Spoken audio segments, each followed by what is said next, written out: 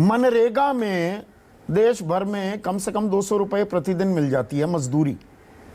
हरियाणा में 315 रुपए मिलती है, तमिलनाडु में 273 भी मिलती है। 200 रुपए का आंकड़ा पकड़ लेते हैं। आज की तारीख में एक किसान 200 रुपए तो दूर 27 रुपए प्रतिदिन कमा रहा है। वर्ल्ड बैंक कहता है 167 रुपए। उसको मैंने इंडियन कॉन्टेक्स्ट में भी उसका आकलन किया तो 54 रुपए 53-54 रुपए बनता है। उससे नीचे कमाने वाला गरीब है। तो हमारा किसान कहां पहुंच गया?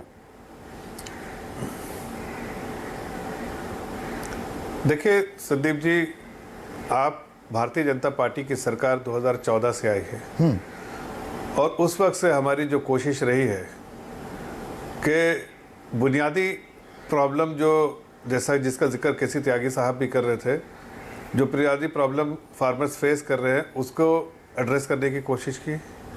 और सबसे बड़े 2-3 अहम बातें जो कि पहले तो हमने किसान सर्विसेज ऑफ जो इनिशिएट किया, जिससे किसान को बहुत सारी सर्विसेज फ्री में मिल जाती हैं, जिसका जैसे क्या फ्री में मिलता है? इनपुट कॉस्ट उनका कम हो जाता है। जैसे क्या मिलता है फ्री में?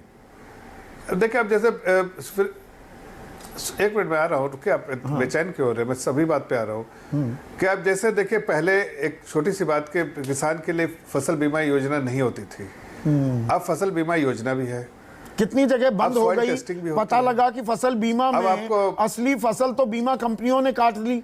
90,000 करोड़ के करीब का हिसाब किताब बना था वो। कितने राज्यों में अभी लागू है? बोलने नहीं देगा तो पहले बोलने तो दीजिए। हाँ, फिर नहीं बीच में इंटरजेक्ट करूंगा, बाकी आपको पूरा वक्त दूंगा। उसके बाद आपको काउंटर को हाँ नहीं फिर बीच में फिर आप ये कर लीजिएगा ना। फिर मैं कह रहा हूँ कि ये किसान की चिंता हमारे सरकार की बराबर से रही और हमने कोशिश ये की कि उनकी इनकम बढ़ाई जाए। एमएसपी हमने कई ऐसे जो उनके जो उपज थी उनको एमएसपी के अंडर लाया, एमएसपी बढ़ाया, लगातार एमएसपी बढ़ाया। कितना बढ़ाया? 1 से 5% पिछले साल में बाई भी किया हमने। 1 से 5% मैंने आंकड़ा निकाला था। 2.45% के करीब इजाफा हुआ था एमएसपी में पिछले साल। सुन तो लीजिए, 2014 से अभी तक देखिए एमएसपी बढ़ा और कितने नए प्रोडक्ट जो है किसान के वो हमने किया, प्लस डाइवर्सिफिकेशन के यदि सर्विसेज जो हमने प्रोवाइड की कि भाई उनको गाइडेंस दिया जाए।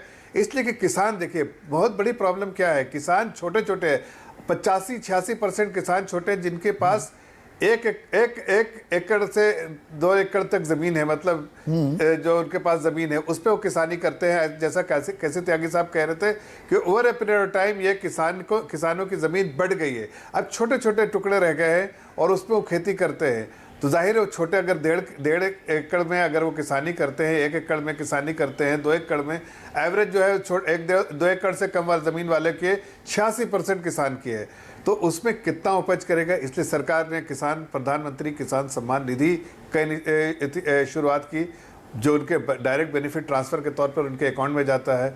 हमने जो है फार्मर प्रोड्यूसर ऑर्गेनाइजेशन बनाया ताकि उनको छोटे छोटे किसानों को एक साथ लेकर आए और उनको फिर ये सारी सहूलियात जो है देते रहे ताकि उनका इनपुट कॉस्ट कम हो और उनका जो रियलाइजेशन ज़्यादा हो। प्लस ये जो कानून आया था जिसकी आप लोग ने बड़ी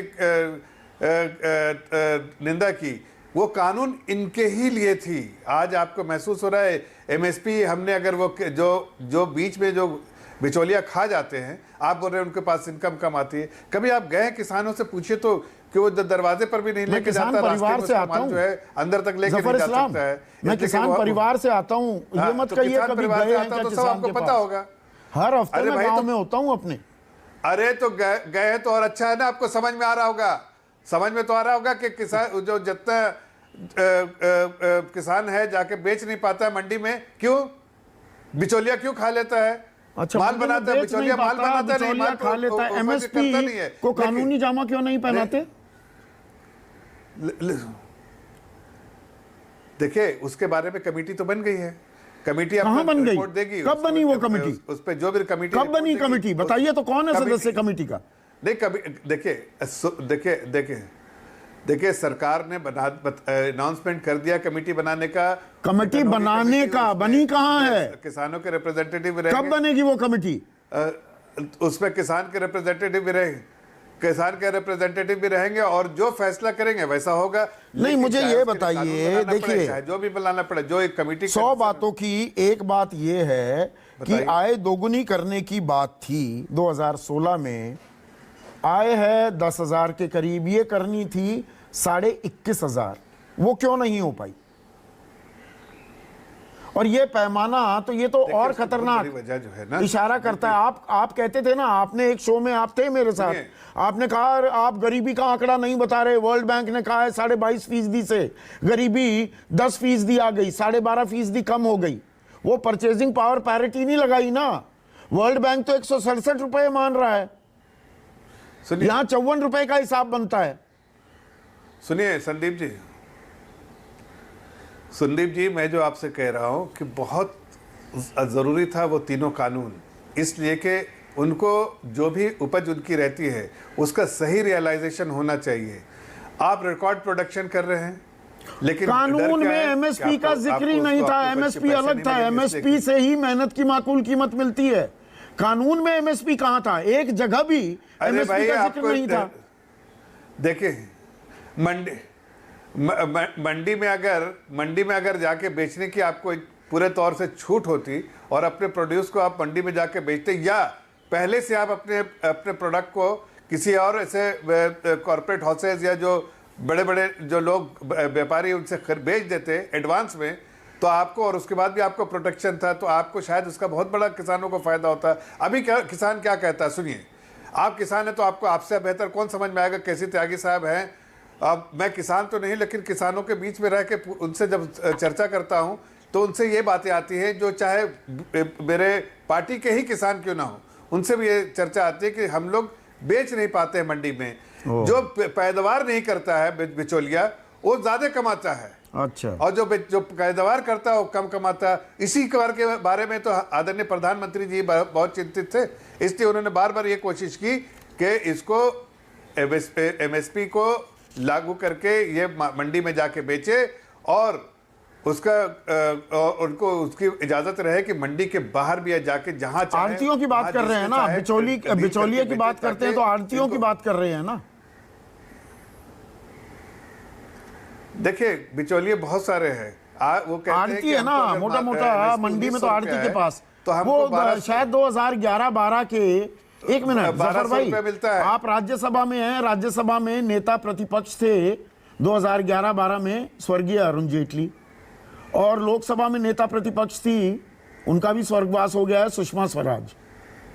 और जिन आड़तियों को आप बिचौलिया बता रहे हैं कि ये सारी मार जाते हैं, किसानों को मेहनत की माकूल कीमत नहीं मिलती, तब जब निजीकरण पर बड़ी चर्चा हो रही थी कि कारोबारियों को आने दो, बाजार तय करे, तब सुषमा स्वराज, अरुण जेटली ने, और वो सारे वीडियो लिंक्स अवेलेबल हैं, प्लीज उन्हें चेक कर लीजिएगा, कि इन कारोबारियों को तो किसान के धोती कुर्ते में से बदबू आती है।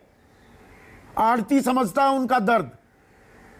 ये आपके बड़े नेताओं के बयान हैं लोकसभा और राज्यसभा में। आज आप कह रहे हैं कि बस इस चीज को रोक दिया तो किसानों का कल्याण भी रुक गया। नहीं, ऐसा नहीं है, ऐसा नहीं कह रहे। देखिए, आप गलत बयानी से काम मत कीजिए। पहले तो जो लोग उन दिवंगत नेताओं के बारे में आप जिक्र मत कीजिए जो आज इस दुनिया में नहीं है और जिनके बारे में अब इस तरह से चर्चा में लाना, तो मतलब अरुण जेटली, ना एक मिनट समझ, सुनिए, अरुण जेटली और सुषमा स्वराज का जिक्र नहीं हो सकता, जवाहरलाल नेहरू, इंदिरा गांधी का जिक्र होगा? नहीं, मुझे ये लॉजिक समझाइए। मैं किसी का जिक्र किया? अभी मैंने कहा जिक्र किया किसी का? वो संसद में थे, एक संवैधानिक पद पर थे, नेता प्रतिपक्ष थे, उनके बयान मैं याद ना दिलाऊं आपको? नहीं, जो दिवंगत नेता आज इस दुनिया में नहीं है, चलिए उनको छोड़ देते हैं,